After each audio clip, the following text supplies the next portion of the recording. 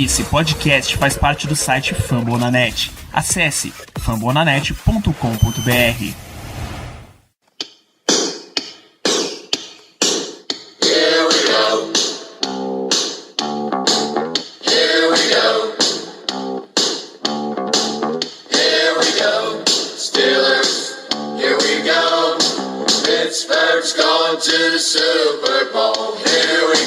Muito bem, pessoal, estamos começando mais um Black Yellow Brasil Podcast, o episódio 149 desse seu podcast falando sobre o Pittsburgh Steelers para todo o Brasil, direto de fambonanet.com.br, do Spotify, iTunes, Deezer, ou do seu livro de história que você deverá abrir hoje nessa sua aula EAD. Eu espero que você esteja em casa para acompanhar esse momento educativo do Pittsburgh Steelers. Eu sou Danilo Batista, seu host, mais uma semana, mais uma quinzena. Agora entramos no modo off-season valendo, off-season full power, porque não tem mais jogo, não tem mais draft, não tem mais nada disso pra gente comentar. Então a gente vai entrar realmente no nosso modo fora de temporada, falando de história, e para isso eu tenho esses dois especialistas, as pessoas que acompanham avidamente informações e conteúdo sobre Pittsburgh Steelers, começando apresentando pelo nosso Iron Man, de volta, José Brasiliano. Seja muito bem-vindo, meu amigo. Valeu, Danilo. Faz tempo que eu não participava aqui, é uma honra estar com duas figuras de tamanha envergadura e conhecimento sobre os Steelers, e para falar de um tema tão agradável para mim, que é para falar dos Steelers das antigas. Pode sempre contar comigo aí, é uma honra participar. É isso, esse homem que é a representação de Steelers no Brasil, Ricardo Rezende. Muito boa noite, Ricardo. Gostaria muito de alcançar até o posto do Danilo, mas ainda preciso caminhar muito, porque nem dentro deste episódio de hoje eu me posiciono bem, porque temos o grandiosíssimo Zé Brasiliano, uma das grandes figuras dos Steelers aqui no Brasil. Costumo falar que ele é o nosso oráculo. Se quiser saber coisas das antigas dos Steelers, se tem uma pessoa que eu sei que vai saber, que vai conseguir resgatar, é o Zé. E ele estando aqui hoje para gravar esse episódio bem especial, foi bem legal. Então seja muito bem-vindo de volta, Zé. A casa é sua, como você já sabe, você já é conhecido por todos nós, então vamos lá. Muito bem, logo após o draft, nessa última semana, a gente pediu para você, amigo ouvinte, mandar suas sugestões de pauta, já que a gente realmente vai ter que fazer alguns programas fora do nosso calendário normal. E aí recebemos a sugestão do Kelvin André, Ricardo. Eu anotei o nome do cara e esqueci aonde eu anotei, que coisa deliciosa. Correto, o grande Kelvin André. Maravilha. Kelvin André mandou uma sugestão pedindo pra gente falar de alguns jogadores antigos, mas nem tanto. Então, nessa geração aí de anos 2000, o nosso amigo Paulo Ayrton, lá do QG do Black Yellow, completou pedindo pra falar das grandes defesas dos Steelers.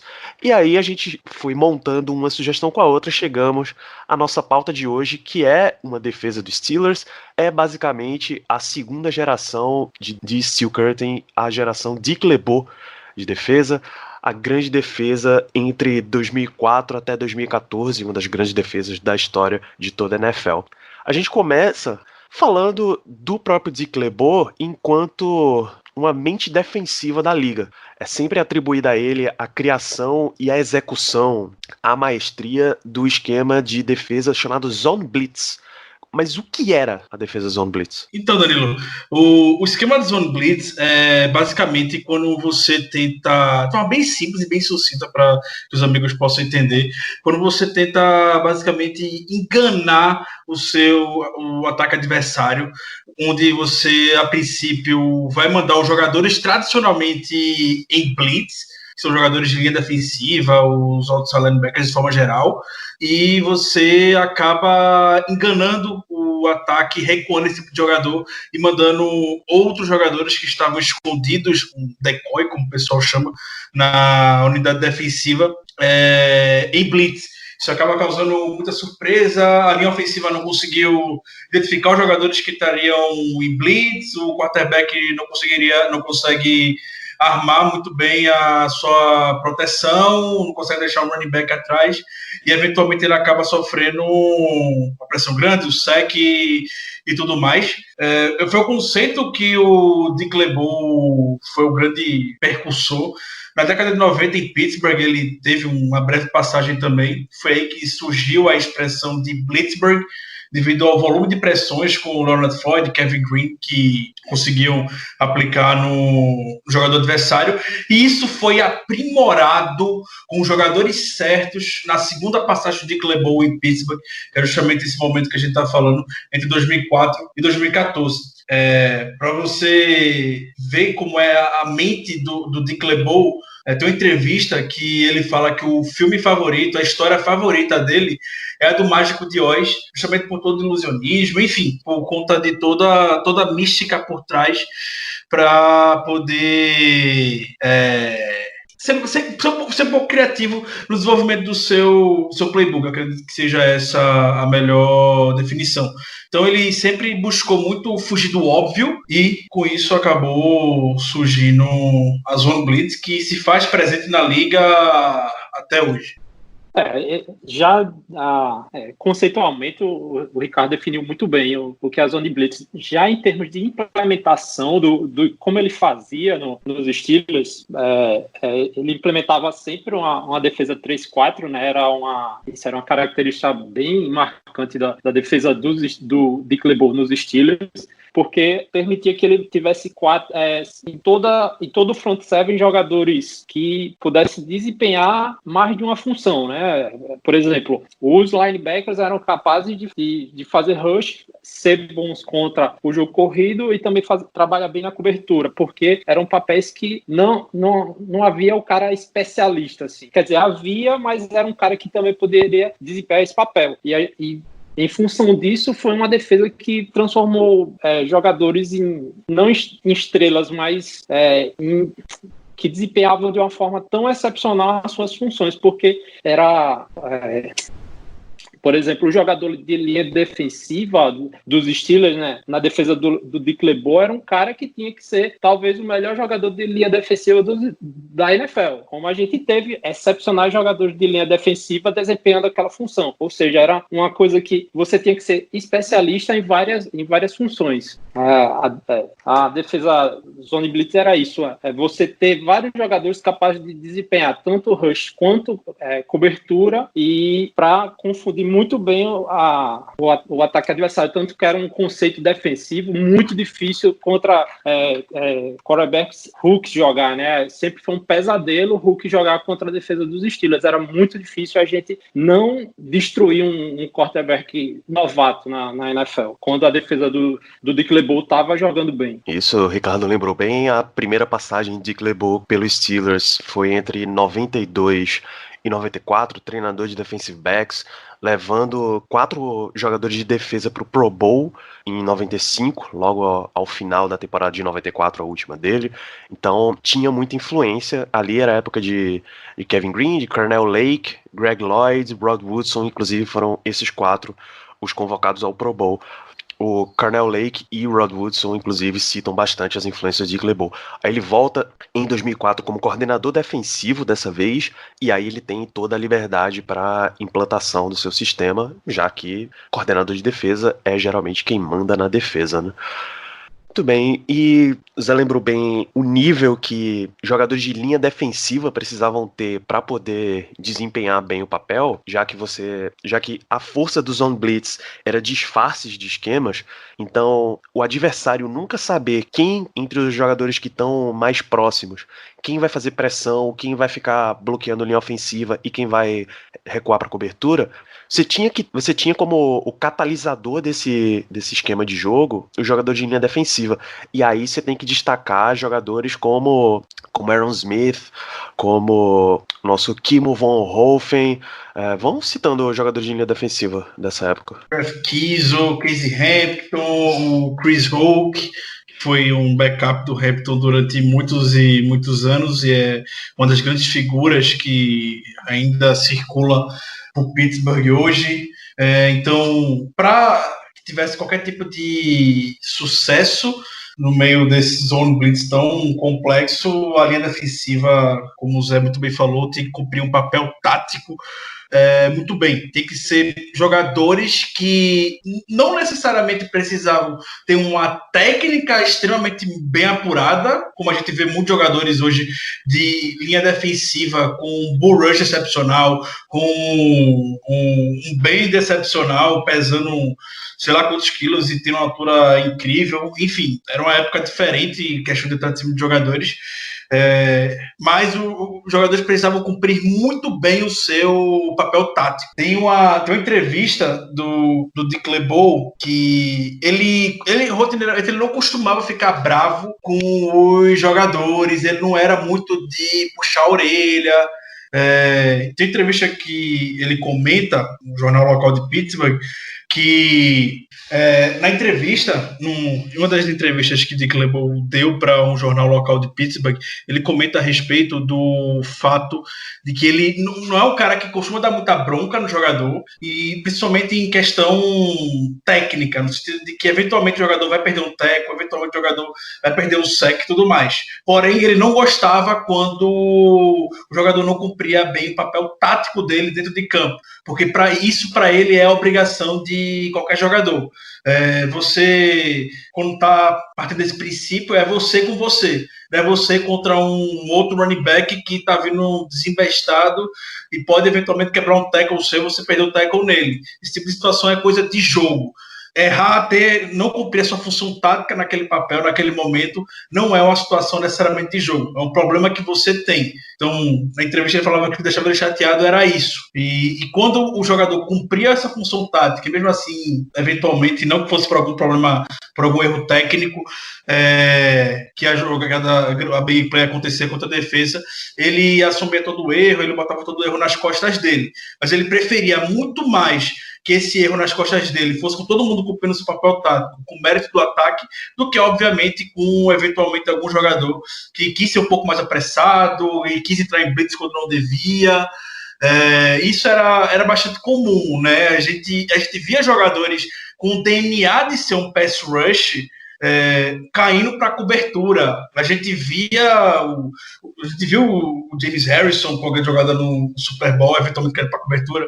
A gente via o Lamar Woodley, a gente via o Brad Keane, a gente via o Aerosmith, a gente via até o Casey Hampton eventualmente caindo para fazer cobertura. Então, jogadores assim que estão na linha de frente, como o Zé comentou agora há pouco, são jogadores que têm, na essência, foram educados sempre, basicamente, a entrar em pass rush, a correr atrás, a conseguir fazer o tackle no jogador, conseguir fazer o sack. Eles não têm esse DNA de fazer cobertura. Então, eventualmente, existia alguns problemas táticos nesse sentido. E uma vez que o Dick LeBeau conseguiu dar liga com esses jogadores, foi um grande sucesso. É por isso que os jogadores dessa época são tão especiais, e não era qualquer jogador que chegava na defesa e que se encaixava. A gente viu durante todos esses anos nomes constantes. A gente não viu muita mudança na defesa acontecendo durante esse tempo do Dick LeBeau. Era justamente por conta disso. E um aspecto que decorre disso que o Ricardo falou é de que os jogadores da linha defensiva nessa defesa exerciam um papel tático tão grande e em detrimento da produção individual que se você pegar tipo o Brett Keane, o Aaron Smith e o Kim Von Hoffen, né, que compuseram a linha defensiva, eram os defensivos da defesa dos Steelers por mais de uma década, né? Eu acho que passa os 10 anos, o tempo que eles ficaram, eles não somam nem 5 Pro Bowl juntos, entendeu? Eles são, ao seu tempo, né? Primeiro o Von Hoffen e o Aerosmith, depois veio o Kiesel para passar muito tempo também depois. Eles eram dois pilares, tanto do jogo defensivo contra a corrida, quanto o jogo defensivo contra o passe e não apareciam tanto, né? Acho que fora da torcida dos Steelers eram dois quase anônimos, né? Principalmente o Aaron Smith, que eram até superior, né, ao Brett Keisel. O Brett Keisel é mais também a figura, né, em torno dele, da barba, tal, o carismático, tal, o Smith já mais low profile, mas dois jogadores de uma produção tática tão gigante na defesa dos Steelers, como a gente até também pode desenvolver, né, não só o papel tático, mas também de ocupando os jogadores da linha defensiva para que os linebackers pudessem fazer a produção, e a gente tinha conseguia essa produção gigante dos nossos linebackers, James Harrison, Lamar Ridley e o Joey Porter também, por causa disso, né, deles conseguirem esse sexo por causa dos caras lá da frente, dos gigantes, fazendo o trabalho sujo, fazendo o trabalho tático. Aí, para mim, são jogadores lendários, assim, como falando torcedor apaixonado mesmo, são lendários, aquela coisa de você focar para escolher camisa clássica, você escolhe a desses caras, entendeu? São jogadores que, para quem acompanhou, era fantástico ter aqueles caras. É o cara que você quer ter do seu lado no time, jogando bola.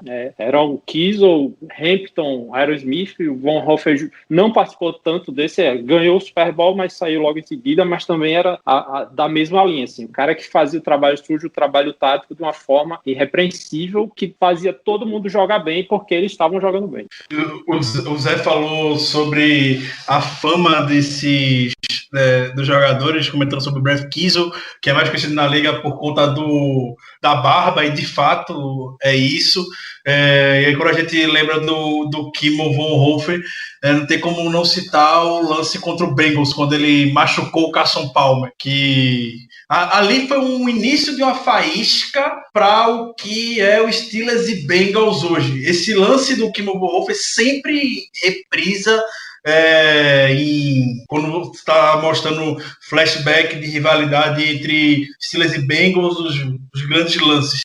Então, Ricardo, inclusive agora que Joe Burrow foi selecionado pelo Bengals e é um jogador que certamente vai jogar com a camisa 9, não sei se ele já anunciou, torcedores do Steelers iam até as contas de Twitter do Bengals e do próprio Joe Burrow para mostrar, olha, a gente lembra o que acontecia quando teve um quarterback camisa 9 aqui lá em Cincinnati. E era exatamente esse lance do Von Hofer em cima do Carson Palmer, que também jogava com a 9. É um lance que define meio que o Bengals foi nos próximos 15 anos, né? Assim, porque meio que eles estavam para se tornar um time vencedor, né? De divisão, de conferência, e aquela lesão tornou eles mais 10, 15 anos dos Bengals, né? Mais ou menos isso. E se quiserem mais coincidência, eu amo, como todo mundo sabe, alguns amigos também gostam, o Carson Palmer chegou em Cincinnati como uma escolha de primeira rodada, a primeira escolha geral do draft, e ele ter sido Heisman Trophy no ano anterior também. É o mesmo cenário que o Burrow chega em Cincinnati, basicamente. É muito bom a gente ter por trás de todo esse folclore referências tão boas desses atletas, desses jogadores. Que esse de fato não é lembrado, eu citei ele agora há pouco, mas que era um gigante e que é um dos jogadores que mais faz presença hoje em Pittsburgh. Tem jogadores que, quando se aposentam, voltam para a terra natal, ou são mais low profile, como é o caso do Aaron Smith, que hoje não aparece muito mais. O Chris Hoke, que foi um backup assim excepcional do Casey Hampton. Ele conseguia cumprir o papel tático tão bem quanto, e quando ele estava em campo, a gente não sentia a defesa caindo de nível. É um dos poucos backups pelo menos eu lembro, né, jogando no Steelers, que a gente sabia que poderia segurar muito bem, o Rojão poderia substituir muito bem à altura o Casey Hampton. E o Casey Hampton, como a gente sabe, não era um jogador que ficava 100% dos snaps. O Casey Hampton era o cara pesado. Casey Hampton era um cara de 150 quilos quando jogava. Então, ele tinha 1,85 de altura. Você imagina como o cara era. O apelido dele era Big Snack. Até na época de ouro dele. Então, não era um jogador que aguentava ficar toda hora em campo. Então, o Chris Hoke substituindo o Hampton foi algo assim muito bom, faz muito parte do sucesso da defesa. Mas é aquele caso que o Zé comentou. De fato, não são jogadores perante a liga que possuem um grande conhecimento, que as pessoas lembram desses jogadores pelo que fizeram necessariamente em campo. São jogadores que a gente leva o torcedor dos Steelers leva com muito orgulho, que, vamos como Chris Hoke, novamente, se faz presente até hoje no meio do Steelers. Jogadores como esses são a diferença entre um Ring of Honor da equipe e um Hall of Fame, por exemplo, da NFL. É o reconhecimento local contra o reconhecimento nacional. Perfeito. Só fazer um paralelo rapidinho, Danilo, para os amigos que começaram a acompanhar mais recentemente. Eu não sei se o Zé vai concordar comigo, mas eu imagino que um paralelo que a gente pode estabelecer entre esses jogadores e um que se aposentou recentemente em Pittsburgh no ataque é o Raymond Foster. Apesar de a gente ser apaixonado pelo Vai Ramon, o Raymond Foster não tinha muito reconhecimento perante toda a NFL. Então vai ser um caso de que vai continuar provavelmente rondando Pittsburgh, mas não vai ter todo o amor do mundo pela NFL, não vai ser tão bem lembrado assim. É justamente essa diferença entre um Hall of Fame e um Ring of Honor que vai se imortalizar na história dos Steelers futuramente. Eu concordo completamente, né? Parece que a franquia dos Steelers é um pouco até especializada em criar esse tipo de figura, né? O cara que é amado pela torcida e na mídia em geral não tem um reconhecimento, né? A gente com frequência questiona aqui escolhas para Pro Bowl que não envolvem jogador dos Steelers, que estão lá, passaram 10 anos e são um pouco reconhecidos. A mídia, né, também se competir com a mídia de certos centros americanos é um pouco difícil nesse sentido, né? Times de outras cidades parece que recebem muito mais destaques, as lendas deles são muito mais lendas e às vezes fazendo menos, né? A gente está falando de unidade defensiva aqui que foi várias vezes top 3 durante uma década. Teve em um ano específico aí foi top 1, top 2 em todas as fases defensivas. Tem jogadores lendários, tem jogadores reconhecidos pela liga, como a gente vai falar depois aqui, Paul Amalo, James Harrison e etc. Mas alguns lá deveriam ter mais reconhecimento e não tem, né? E como você falou aí, o jogador na linha ofensiva também acontece isso. É o tipo de jogador do Steelers, né? O operário padrão que passou lá, fez a carreira lá, contribuindo muito e a gente sabe o valor que o cara tem, mas a mídia não necessariamente vai ganhar reconhecendo esse cara, então não reconhece o que a gente acha que deveria reconhecer. Exatamente. Se você pegar a referência dessa unidade defensiva, já citaram, por exemplo, Aaron Smith, era um cara um cara bem low profile, era herói local, mas não nacional. Brad Keisel tem mais a figura nacional, mais pelo fora de campo, porque necessariamente dentro dele é o cara que faz o evento de caridade para raspar a barba. Brad the Diesel Keisel tem um nome muito forte, mas talvez em termos de front seven, os Steelers tivesse outros 2 nomes que fossem muito mais midiáticos para o país, que aí eu acho que vale a pena a gente entrar neles agora. James Harrison, cara que sai de undrafted free agent até jogador defensivo do ano e grande estrela entre os edge rushers da liga por anos, e Joey Porter. A diferença de mídia desses 2 jogadores para o restante do time é bem notável até.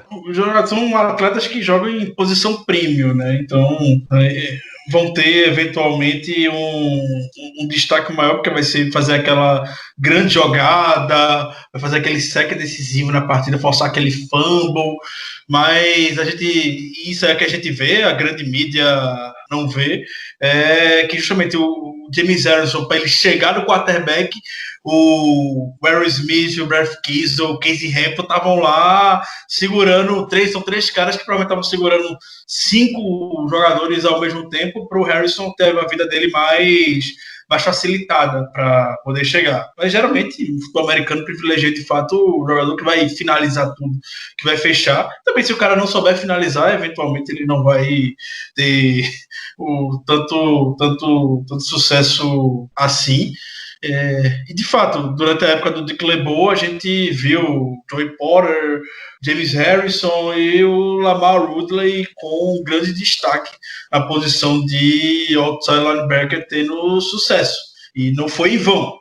Muito por conta do esquema que o LeBeau montou. Esses jogadores se encaixaram muito bem, principalmente James Harrison.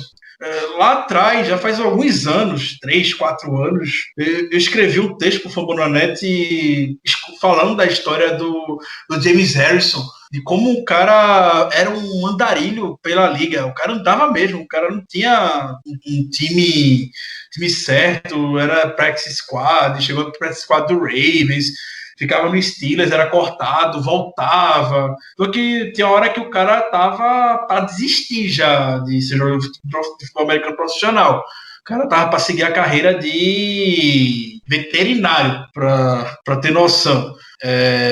Quando chegou tanto o Mike Tomlin, que já chegou escanteando um pouco o Joey Porter e quis dar a oportunidade pro Harrison junto com o LeBeau, o encaixe dele, o fit dele no esquema do LeBeau foi instantâneo. Assim, coisa que você dificilmente vê na liga. James Harrison teve temporadas absurdas na defesa do Dick LeBeau. Do outro lado, o Lamar Woodley, que a gente lembra que jogadores rookie para entrar na defesa do Dick LeBeau naquela época era complicado. O Lamar Woodley, desde o início da carreira, conseguiu conquistar o espaço e foi um jogador que se encaixou muito bem. Era uma dupla assim fatal. Não é fácil você ter dois jogadores na posição fazendo a pressão, enfim, trazendo sucesso para sua defesa como Harrison e Lamar Woodley. A gente demorou mais de 10 anos até encontrar agora, tá com o Watt e Dupree nessa dupla. É difícil, e o Dick LeBeau conseguiu encaixar bem a defesa para a gente ter sucesso nessa questão. O Lamar Woodley, inclusive, ele foi tão plug and play, né, que já no run para o Super Bowl que ele tava, o cara, ele em jogo de playoff, o cara se transformava, né, assim, conseguiu vários sacks, né, jogando jogos muito importantes, né. O cara, o Woodley realmente era um cara de muita potência, mas o James Harrison foi, assim, eu que acompanhei desde o início da carreira dele, né, basicamente, quando decidiu dispensar, né, assim, não, o Joey Porter diz, não, quem vai é o James Harrison, cara, porque naquela época a gente realmente não contratava ninguém, assim, era um negócio, assim, quando contratava era o Ryan Clark, assim, e depois se tornou o Ryan Clark, mas na época, cara, como é que você deixa de lado o cara que ganhou um Super Bowl, superstar da NFL, para ir com o James Harrison, que já foi demitido, e o cara tá ligado, é um andarilho. Como é que não vai dar certo? Só que é por isso que quem tá lá é o Dick LeBeau, né? Quem tá lá é o Mike Tomlin, né? Esses caras que conseguem enxergar essas coisas. E foi o Brett Keisel também era a mesma coisa, só que o Brett Keisel era o cara da casa, né? Pô, você tá não renovando o contrato do cara que foi de uma linha campeã do Super Bowl. Você vai com o cara que foi o 7º round. A gente, naquela época, era meio inocente, assim, achava que só os caras do round lá de cima que iam virar super jogadores. Mas os Steelers conseguiram transformar esses caras, né, em jogadores super relevantes no time, né, para jogar 10 anos aí em alto nível. Mas também tem essa questão do jogador ser plug and play numa defesa já muito boa, né? Também não é que a defesa foi construída ao redor desses caras. Os caras, eles entraram na defesa já muito forte e entraram muito bem elevando o nível. Principalmente o Harrison elevou o nível demais, assim. O Harrison, comparar a carreira do Harrison com o Porter perde a estrela, perde o brilho, né? Mas esses caras foram uma história assim muito inusitada, né? Porque na época a gente aqui começando não tinha tanta informação quanto tem hoje, de ver o que é que o cara já fez, o que é que o cara meio que foi inacreditável quando resolveram ir com esses caras, entendeu? E já mudando um pouco assim o viés, mas a gente tá destacando muito a defesa contra o passe, saque, esse tipo de coisa, mas naquela época a defesa contra o jogo corrido era um aspecto fundamental da defesa da NFL, e a filosofia do Bill Cowher, mais do que do Dick LeBeau, o Bill Cowher era defensor ferrenho. Se você precisa defender a corrida muito bem primeiro para depois se preocupar com qualquer outra coisa, e o nascimento dessa unidade defensiva de 2004 até 2014 surgiu de uma capacidade muito forte de defender contra a corrida. Era muito difícil correr contra os Steelers com Aaron Smith, Casey Hampton, Brett Keisel, Kimo Von Hoff defender do jeito que eles defendiam, entendeu? Ali era uma barreira quase intransponível quando o nível estava muito alto. Então, e a gente sabe, quando você consegue defender corrida, já facilita para o resto, né? Também tem isso. Aí a gente tinha uma unidade que conseguia defender muito forte contra a corrida na linha de frente, dava muita liberdade para os outside linebackers, os nossos middle linebackers, os insides que jogavam, era James Farrell, Larry Foote, depois veio Lawrence Timmons, conseguiam ser muito efetivos, e se a gente for falar da potência de quem vinha lá de trás para conter o jogo corrido, Troy Polamalu, Ryan Clark, vinham destruindo tudo que tinha. Ou seja, tudo era uma filosofia de parar o jogo corrido que se baseava muito forte na linha defensiva, e isso transcendia para o resto da defesa, entendeu? A filosofia do Bill Cowher era muito disso, defender muito bem o jogo corrido, e isso transcender para o resto, para a defesa completa. Depois foi mudando porque a liga toda mudou, né? Também essa história da nossa defesa também faz parte da história da mudança dos ataques da liga, e a gente teve que mudar a forma de se defender, tanto que a gente passou tanta dificuldade com problema de secundária e tal, para aprender a defender na liga moderna, né? Na liga de hoje. Mas a liga dos inícios de 2000 ainda era muito forte, tinha que ser muito forte contra a corrida, tanto que você tinha temporadas de caras, assim, Shaw Alexander, quase 30 TDs, Ladanian Tomlinson, quase 30 TDs, você tinha que defender contra esses caras, entendeu? E os Steelers conseguiu ser muito efetivo contra isso, tanto que a gente chegou a 3 Super Bowls nesse instante que a gente tá falando da defesa. Perfeito, Zé. Foi um ótimo ponto esse que você levantou agora, principalmente passando já um pouco para a secundária. A gente falou sobre muitos jogadores de destaque do front seven, jogadores secundários, especialmente a posição de cornerback. Posição de safety, a gente de fato se manteve bem estável durante a era de LeBeau, com o Troy Polamalu e o Ryan Clark. O Troy Polamalu dispensa palavras, a gente já fez um episódio dedicado somente ao Polamalu, episódio 43. O Ryan Clark é aquele jogador que também fazia muito serviço sujo na secundária, sempre foi um hard hitter.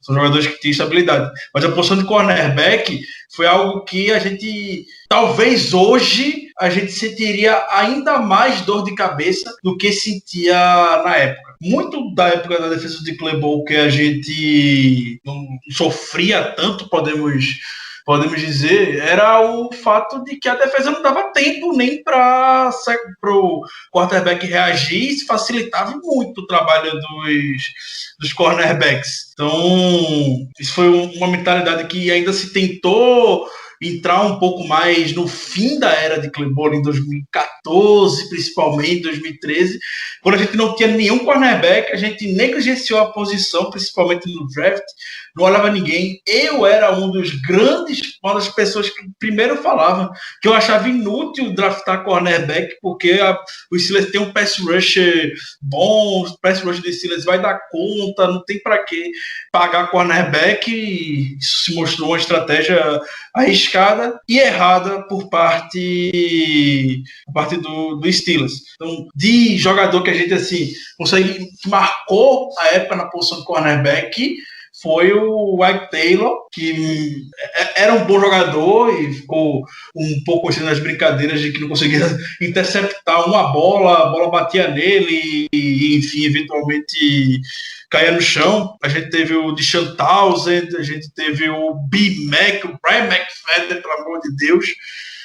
entre outros nomes na posição. Então, não é um lado na defesa de Clebol, por mais que ele foi um grandiosíssimo jogador de secundária, um grandiosíssimo cornerback, um dos maiores cornerbacks que a NFL já viu, foi um grandiosíssimo coordenador, um técnico de secundária, mas a gente, na posição de cornerback, na era de Clebol, não necessariamente conseguiu manter a qualidade. Então, ainda bem que a gente conseguiu se encaixar com o pass rush.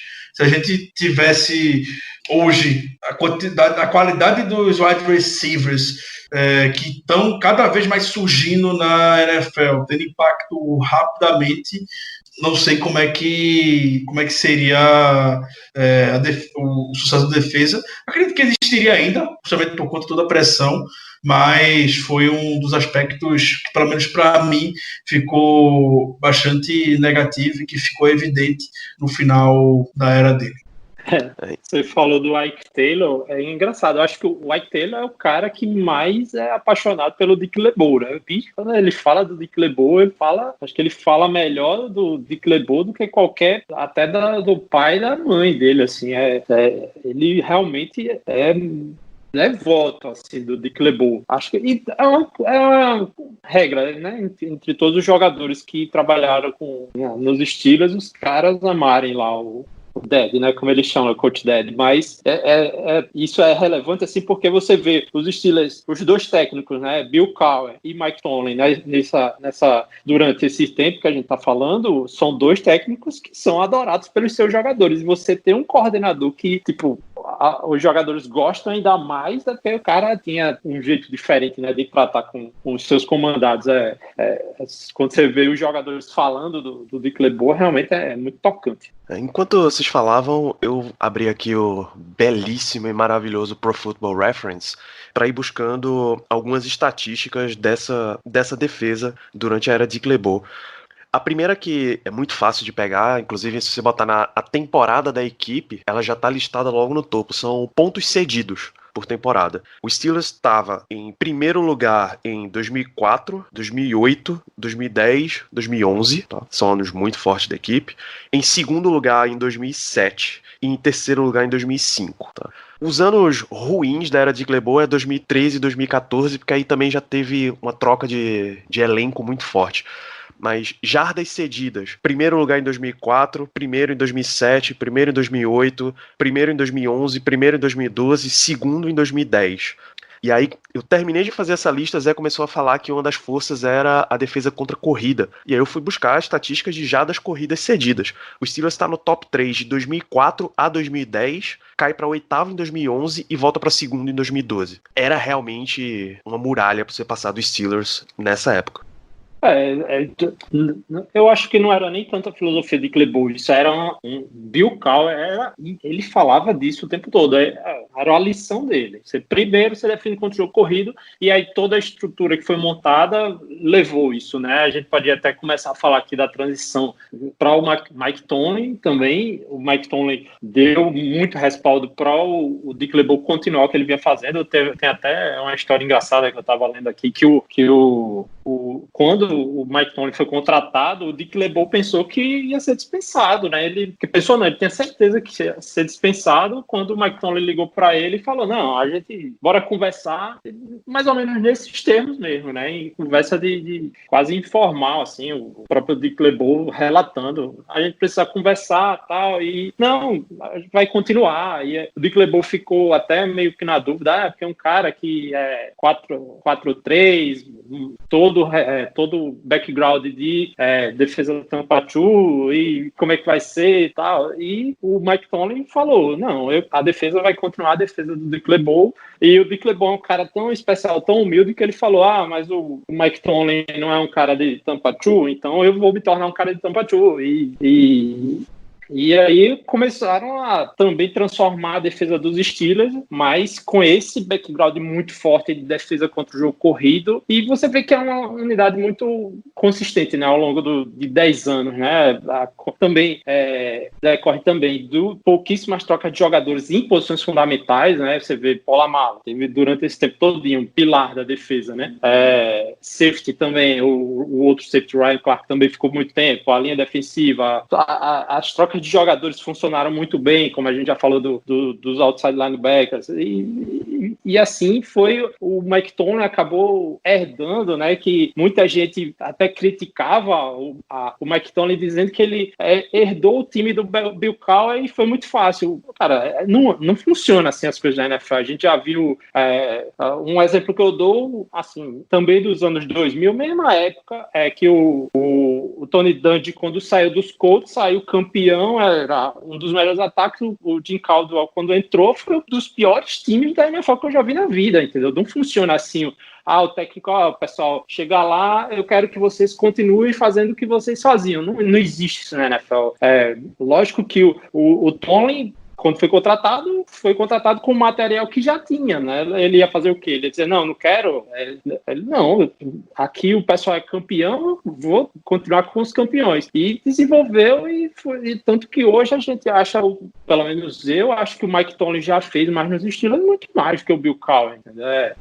Então, a transição pro Mike Tomlin também foi muito mais suave, com a presença do Dick LeBeau e a defesa do Dick LeBeau levando conceitos e essa filosofia da defesa do Bill Cowher, e foi também sendo transformada, pegando coisas positivas do Mike Tomlin, pegando coisas negativas também, essa deficiência de cornerback, que também é um cara com um background, com filosofia, que tinha sido defensor de defensive backs e também não conseguiu desenvolver defensive backs na posição de cornerback de forma eficiente nos Steelers, mas continuou uma defesa muito forte. Você vê, nas mesmas fases que os Steelers eram muito que era forte, continuou sendo forte, pass rush forte, defesa contra o jogo corrido muito forte. A transição para o Mike Tomlin também foi de LeBeau, com todo o jeito dele, suave, mas muito efetivo. Foi bem importante de LeBeau nessa transição. Sim. E uma coisa engraçada que você falou sobre o Tony Dungy, o Tony faz parte da árvore de técnicos do Tony Dungy. O Tony Dungy foi treinador defensivo do Steelers na década de 80, é realmente um dos grandes pensadores por trás do Tampa 2. Trabalhou com o Tony no Buccaneers no início dos anos 2000. Então, o Tony, ele tinha de fato esse conceito muito forte dentro dele. Era completamente justificável que o Dick LeBeau ficasse preocupado com o emprego dele, mas o Mike Tomlin não ia mexer em time que estava ganhando dentro de sucesso, ainda mais na frente de um gigante feito Dick LeBeau. E aí que foi nessa época que a gente não lembra muito, mas que a gente vê a essência de Mike Tomlin. Muita gente critica ele por ser um players coach, dele ser um técnico muito paizão, jogador, aquele cara que motiva muita gente e tudo mais.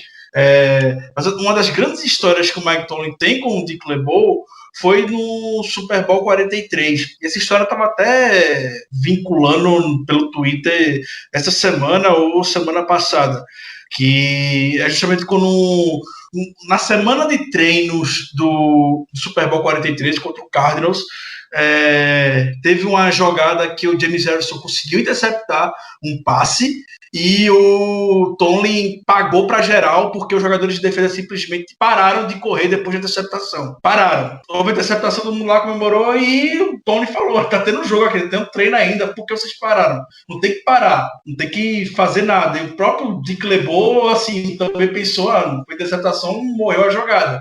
Tomlin pagando para geral porque a galera parou. E no Super Bowl a gente viu isso se repetindo, e garanto que todo mundo tava com a imagem do Tony gritando, falando que é para bloquear aqui o serviço pela frente. Tem até um lance que recuperaram do Polamalu fazendo. Eu nunca nem tinha reparado nisso, mas no Polamalu basicamente se jogando o máximo que pudesse para fazer um bloqueio no Larry Fitzgerald, que atrasou o Fitzgerald em meio segundo, 1 segundo, que foi mais do que foi o suficiente para que o Harrison conseguisse chegar e anotar o touchdown. Então, o Tony, de fato, ele chegou muito com essa pegada de ser o paizão do pessoal. Não vou meter muito aqui nessa parte técnica, mas a galera tá precisando de uma reformulação. A gente já comentou sobre isso.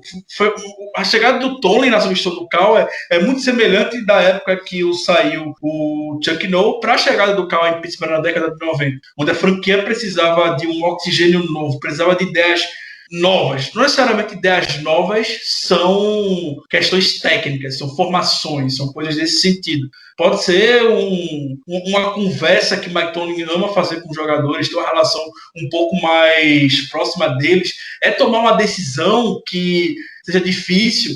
A gente sabe, por exemplo, como o Bill Cowher e o Joey Porter eram próximos, por toda a história que o Joey Porter teve junto no início dos anos 2000 com o Bill Cowher. O Joey Porter foi baleado em Denver, teve alguns problemas e o Bill Cowher adotou ele. Talvez o Bill Cowher não tivesse a coragem de tomar a decisão que o Mike Tomlin tomou de escantear o Joey Porter para trazer o James Harrison. Então, muitas vezes, quando você precisa fazer uma troca no comando técnico, passa muito por isso. E o Tomlin chegou realmente gigante com decisões como essa. Então, o que era realmente uma preocupação grande acabou se tornando um grande sucesso. Um Super Bowl conquistado entre a dupla, foram para outro Super Bowl, infelizmente perderam, e números, que o Danilo já comentou agora há pouco, de causar inveja a qualquer defesa. Deixa eu até citar os resultados em termos de temporada aqui dessa equipe. O Dick LeBeau volta em 2004, e aí você tem em 2004 o time chega à final de conferência, perde para os Patriots. 2005, campeão do Super Bowl 40. 2006 é uma campanha 8-8 sem playoffs. 2007 vai para Wild Card depois de 10-6 e perde para o Jaguars. 2008 campeão do Super Bowl 43. 2009 9-7 sem playoffs. 2010 12-4 e campeão do Super Bowl 45. 2011 12-4 perde nos playoffs para o Denver Broncos. Campeão do Super Bowl 45 eu gostaria muito. Na verdade chegou ao Super Bowl 45 e perdeu para o Packers. Gostaria muito. Oh, Deus.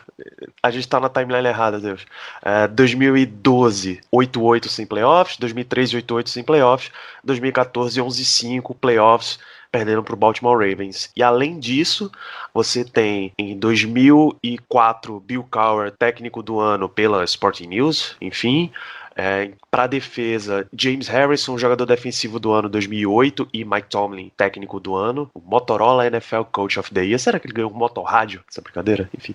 Em 2010, Troy Polamalu, jogador defensivo do ano. Então, não só grandes números de campanha, mas prêmios individuais também. Só para complementar o que o Ricardo tinha falado dessa parceria e como eles começaram a se misturar, quando o Mike Tomlin foi contratado, o primeiro draft, a gente draftou 2 linebackers, né, nos 2 primeiros rounds, que foi o Lawrence Timmons e o Lamar Woodley, né, e sempre teve essa história de que um foi uma escolha do Mike Tomlin e o outro foi a escolha do Dick LeBeau. Ou seja, a gente sabe como ego é uma coisa complicada na NFL, mas meio que o Mike Tomlin, como o Ricardo falou, sabia que estava tratando com uma lenda, né, e com uma das mentes mais capazes defensivas, e não quis o seu ego. Hoje a gente olha para isso e vê, é o Mike Tomlin fazendo isso, mas naquela época a gente não sabia quem era o Mike Tomlin, né? E o cara chegar, ser contratado e também eu não tô chegando aqui como o fodão, o dono da porra toda. Tem outras pessoas aqui que são fodões e hoje a gente consegue ver isso com facilidade. Na época não era deixava todo mundo meio inseguro assim do que estava acontecendo. Mike Tomlin não chegou como unanimidade, não. Não é unanimidade hoje, né? Imagine quando, assim, tem quem questione. Eu não consigo entender quem questiona o Mike Tomlin, mas na época era bastante desconfiança, como sempre, né? Nos Steelers, quando muda técnico, é fácil desconfiar porque tá entrando no lugar de um cara que tá uma vida lá, né? Beleza, então a gente citou já até as conquistas dessa equipe. Acho que vale lembrar que também não é as mil maravilhas. Se essa defesa fosse perfeita, os Steelers talvez teriam ganhado 10 Super Bowls em 10 disputados. Tem a grande marca de uma equipe que era sempre preparada contra essa defesa do Pittsburgh Steelers, e ela se chama New England Patriots, de Tom Brady e Bill Belichick. Como é que eles foram classificados como a criptonita dos Steelers? Não, eu sei que o Zé tá rindo. Eu sei que o Zé tá rindo é pra rir. A minha memória é seletiva, eu não consigo lembrar desses negócios, não. Pode falar. A gente perdia com os peitos, eu não lembro não disso não, pô. Primeiro, 2004, vamos falar da defesa 2004, da primeira playoff lá, o perde com os peitos, beleza, vamos começar daquela... Aliás, foi um dos primeiros jogos, assim, torcendo por os Steelers que eu torci já desde aquela época, não era fácil, né? Eu não tava aguentando mais desde aquela época, perdendo ano de Hulk do Big Ben, ganhando tudo, chega, perde pros Patriots, né? Fazer o quê? Só ganhou no outro ano porque não jogou com os Patriots, isso aí precisa nem discutir. É incrível como o Tom Brady e Bill Belichick conseguia ter tanto sucesso contra a Zone Blitz do Dick LeBeau. É incrível, e realmente isso ficou bem marcado. Isso persistiu até recentemente. E muito do que a gente via do Steelers sofrendo contra o Patriots era que Tom Brady consegue atacar a marcação em zona como ninguém. Assim, realmente, talvez seja o melhor quarterback da história nesse sentido. Que é um jogador que consegue identificar muito bem a defesa adversária como ninguém mesmo. É um cara que consegue identificar os mismatch bem tranquilamente. A gente vê constantemente ele Peyton Manning também fazia isso, mas o Brady ele sempre mudava a jogada contra o Steelers e sempre encontrava um matchup favorável, ou se não ia sempre naquelas crossing routes, coisa que a gente sofreu no passado recente, a gente sofria também na época com o Dick LeBeau. Eu não lembro o ano agora, mas a pior derrota da história do Steelers, não foi a pior derrota da história dos Steelers, mas a partida que o Steelers mais levou pontos na sua história, assim, a gente pode classificar os Steelers como Steelers, talvez nos últimos 30 anos, nos últimos 35 anos, foi contra o Patriots em 2012, em 2013, que levaram 54 pontos lá em Foxborough. E isso parecia ser algo comum nos matchups entre a defesa do Dick LeBeau, a defesa dos Steelers contra o New England Patriots de Tom Brady e Bill Belichick. De fato, Tom Brady é a criptonita da Zone Blitz, que dava certo com tanta gente, deu certo em playoffs contra Peyton Manning jogando em Indianápolis, no auge da carreira do Peyton Manning jogando uma barbaridade, e a gente chegou lá em Indianápolis, venceu o Colts com a defesa jogando muito bem, mas contra o Patriots a gente não conseguia repetir esse sucesso. E até nos jogos recentes no Heinz Field, não da última temporada, mas o jogo no Heinz Field, os últimos jogos, que já é com o Tony Romo. O Tony Romo ele sempre falava sobre a marcação em zona, sobre o zone blitz, que a defesa de Pittsburgh tanto fazia antigamente, né, porque justamente do Dick LeBeau. E o Steelers ele mudou para a marcação ser um jogo, ser uma defesa mais homem a homem nesse sentido, nessas partidas, e uma venceu e a outra semi-venceu, que foi no jogo do Jesse James. O Steelers passou sei lá quantos anos sem interceptar Tom Brady. Quando a gente teve uma mudança no sentido de como abordar o ataque do Patriots, a gente conseguiu ter sucesso nessas duas partidas, neutralizando muito bem ele. Na época, assim, você tinha uma receita, não queria mudar. Você já tinha toda uma defesa muito bem disciplinada para defender por zona. Então, não fazia sentido na época querer botar uma marcação homem a homem, que talvez os jogadores, os cornerbacks, não iriam conseguir. Tom Brady pintava e bordava a nossa defesa. Se não me engano, o Dick LeBeau venceu só uma vez o Patriots. Foi no jogo de 2011. Foi a única vitória que o Dick LeBeau conseguiu contra o Patriots quando era coordenador aqui em Pittsburgh. Eu ia até falar dessa vitória, que é um exemplo da exceção à regra, né? Jogou de uma forma totalmente diferente, assim. A defesa se apresentou de uma forma totalmente diferente com a secundária jogando em cover zero, né? No quase o jogo todo, né? A gente não tinha fundo de campo na secundária e meio que na época virou um negócio, não, a gente achou a solução para ganhar dos Patriots, mas não só deu certo aquela vez, foi a única vez que deu certo. Era só para esse jogo aí ficou marcado por ter sido uma vitória suadíssima. Poxa, achou, a gente ganhou dos Patriots, vai ganhar todos. Teve outros times que, quando a gente via o Patriots, é só fazer aquilo que a gente fez. E por que a gente não tá fazendo aquilo que a gente fez naquele jogo? Mas nunca mais voltou a dar certo como deu daquela vez, né? Os Patriots continuavam atropelando. As outras vezes que a gente chegou a competir com os Patriots foi porque o ataque fazia frente, mas não porque a defesa conseguia anular o Tom Brady. Tem uma vitória em 2004 no Heinz Field, 34-20, 3 derrotas depois, uma volta a ganhar em 2008 em New England, 33-10, em 2011.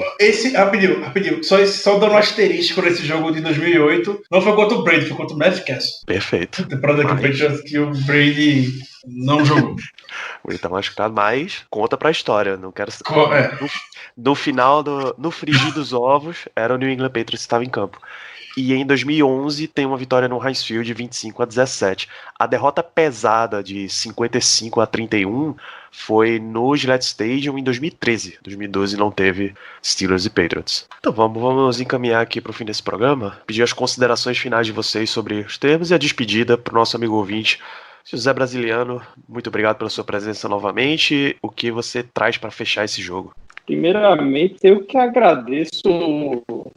Posso chamar convite, né? Porque como o Ricardo me falou, eu já me sinto em campo, realmente não participo mais, porque às vezes eu me sinto até incapaz de estar falando sobre draft e outras coisas com a galera, porque os caras são nerd demais nessa área. Então, quando eu vi um tema mais retrô, throwback, aí esse agradeço a oportunidade. Para mim é sempre uma felicidade, né? Eu fico até, quando começo a lembrar dessas caras, fico até emocionado.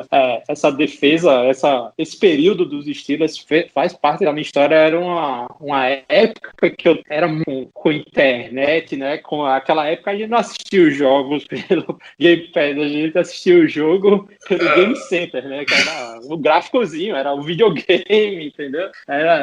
Não era fácil aí, a gente consumia muita coisa, o que podia, o que a gente achava sobre o time, a gente lia, e para mim é uma satisfação estar falando sobre esses Steelers 2000, principalmente na defesa, que em outra oportunidade, não lembro qual episódio foi, não sei nem se foi o último que eu cheguei a participar aqui, que era, não sei, falar um pouco sobre a gente e tal, que até um dos temas era por que me levou a ser torcedor dos Steelers, e eu não tenho a menor dúvida o que me levou a ser torcedor dos Steelers foi explicar o estado da arte do esporte nesse esporte, foi a unidade defensiva dos Steelers durante esse período, assim. Cara, jogadores executando de próxima perfeição, caras como o Troy Polamalu, lembro, no staff, cara lendário, Dick LeBeau, completou 50 anos durante esse período, ou seja, cara, 50 anos é uma vida, o cara 50 anos